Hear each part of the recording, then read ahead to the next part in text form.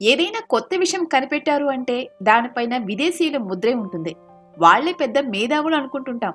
కానీ అంతకంటే గొప్పవాళ్లు మన దేశంలోనే ఉన్నారన్న సంగతి చాలా మందికి తెలీదు. ఎన్నో ఆవిష్కరణలు చేసి ప్రపంచానికి పరిచయం చేసిన ఎందరో మహానుభావులు మన భారతీయులే. అసలు భారతీయులు కనిపెట్టిన అద్భుత విశేషాలంటూ తెలుసా? చాలానే ఉన్నాయి. ఈ వీడియోలో అవేంటో తెలుసుకుందాం. భారతీయులు చేసిన ఆవిష్కరణలు ప్రపంచమంతా విస్తరించాయి. వాటితో అనేక విప్లవాలు సృష్టించారు. ప్రపంచవ్యాప్తంగా అనేక మంది శాస్త్రవేత్తలు ఎన్నో కనుక్కున్నామని చెప్పుకోవటం మన పుస్తకాల్లో చదివే ఉంటాం. అందులో మన భారతీయులు తొలిసారిగా కనుక్కున్న విషయాలు కూడా ఉన్నాయి. సాంకేతికత విషయంలో ప్రపంచంలో భారత స్థానం చిన్నది కాదు. ఇప్పుడు గొప్పగా ఉపయోగపడుతున్న సైన్స్ ఆవిష్కరణల్లో ఎక్కువ శాతం భారతదేశ శాస్త్రవేత్తలు చేసిన ప్రయోగాల ఆధారంగా రూపుదిద్దుకున్నవే. అద్భుతమైన మేధో సంపత్తు భారత సొంతం. ప్రపంచానికి భారత్ అందించిన అద్భుతమైన ఆవిష్కరణల గురించి తెలుసుకుందాం. వాటిలో మొదటిది ఆయుర్వేదం. ఆయుర్వేద చికిత్సా విధానాన్ని మొట్టమొదటి కనుక్కున్నది భారతీయులే. ఆయుర్వేదం అనేది మధ్యయుగ కాలంలో భారత్లో అభివృద్ధి చేయబడిన సాంప్రదాయమైన ఔషధం. మన దేశంలో 3000 సంవత్సరాల క్రితం నుంచి ఆయుర్వేద చికిత్స ఉంది. చరకుడిని ఆయుర్వేద పితామహుడు అంటారు. ఆయన ఆయుర్వేదంపై చరక సంహిత పుస్తకంలో ప్రస్తావించారు.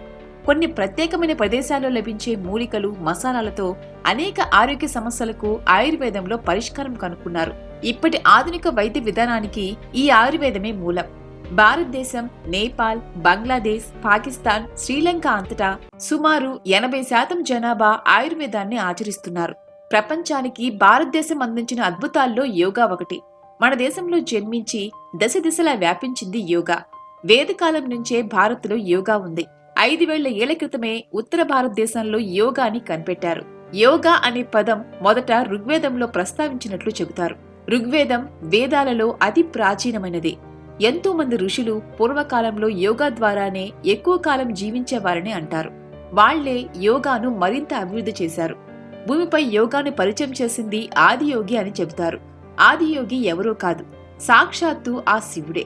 ఆయన్ని మనం దేవుడిగా పూజిస్తున్నాం. కానీ అప్పట్లో కొంతమంది ఆయన్ని మానవుడిగానే భావించేవారు.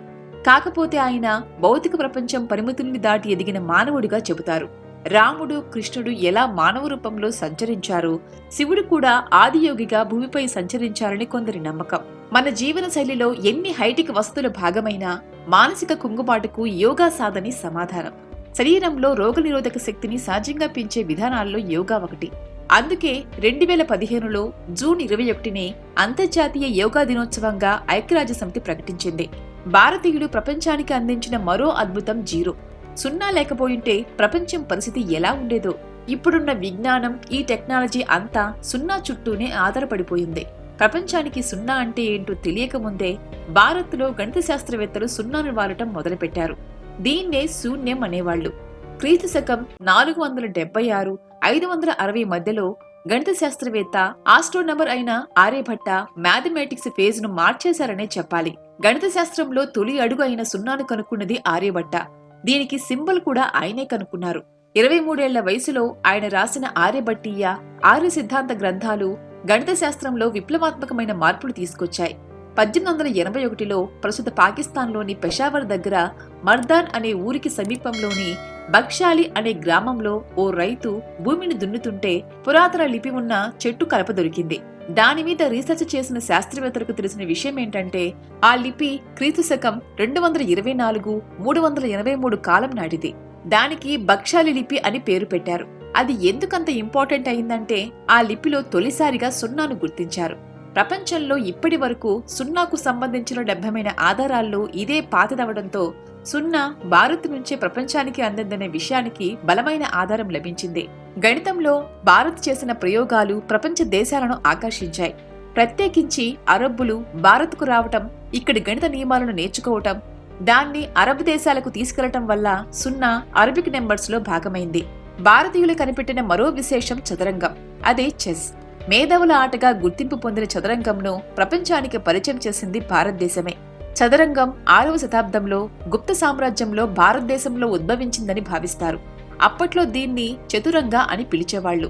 చతురంగ సైనిక దళంలో 4 విభాగాలను సూచిస్తుంది: పాదదళం, అశ్విక దళం, ఏనుగులు, రథం.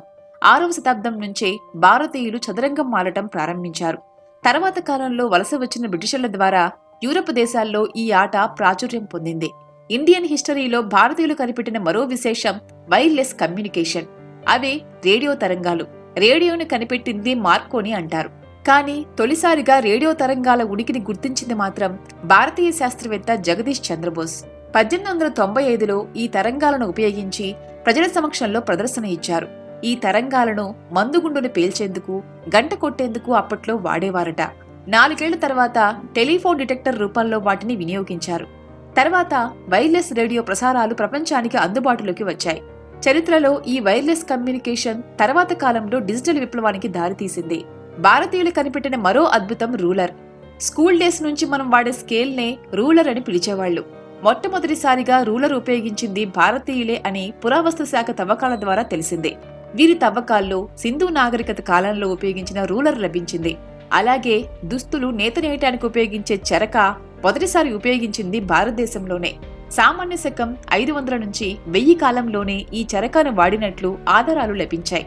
భారతదేశంలో చరకాల వాడకం 14వ శతాబ్దం నుంచే ఉంది. వస్త్ర పరిశ్రమ అభివృద్ధికి ఈ చరక ఎంతో దోహదపడిందనే చెప్పాలి. ప్రపంచవ్యాప్తంగా అనేక విప్లవాలకు దారితీసిన పరికరమిదే. ఇప్పట్లో షాంపూ అంటే తెలియని వాళ్ళుంటారా? ప్రస్తుతం చాలా మంది వాడేది షాంపూనే. అయితే షాంపూ అనే పేరు విని అదేదో విదేశాలకు చెందిన పేరు అని వాళ్లు కనిపెట్టిందేమోనని అనుకుంటారు. కాని కాదు. షాంపూను మొదటిసారిగా కనుక్కున్నది కూడా భారతీయులే అని ఆధారాలు చెబుతున్నాయి. ఈ షాంపూ అని చెబుతున్న ఇంగ్లీష్ పదం సంస్కృతంలోని చోపో నుంచి వచ్చింది. సింధు నాగరికత కాలంలో కొన్ని మూలికలను షాంపూగా ఉపయోగించేవాళ్లు. 15వ శతాబ్దంలో ఆరోగ్యకరమైన మెరిసే జుట్టు కోసం మన వాళ్లు షాంపూ వాడేవాళ్లు. ఆకులు, పండ్ల విత్తనాలతో వీటిని తయారు చేసేవాళ్లు. బ్రిటిష్ కాలంలో వ్యాపారులు ఇక్కడి నుంచి ఐరోపా దేశాలకు షాంపూలను తీసుకెళ్లేవాళ్లు.